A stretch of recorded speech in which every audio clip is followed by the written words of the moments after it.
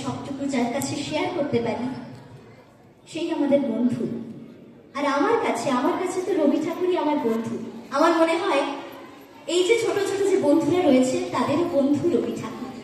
আর আজকের সেই কবিতাকে নিয়েই কবি চন্দন নাথের লেখা বন্ধু। আমরা সরাসরি ওদের কাছে চলে যাব।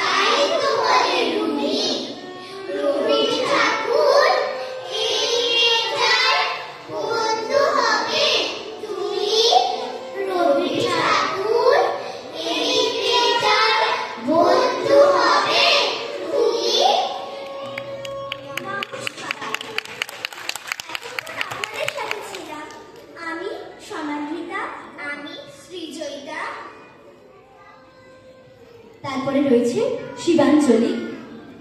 শিবাঞ্জলি রয়েছে আমাদের সাথে। তারপর অন্বেষা, দেবাদ্রিতা, সমৃদ্ধি, এদিকে রয়েছে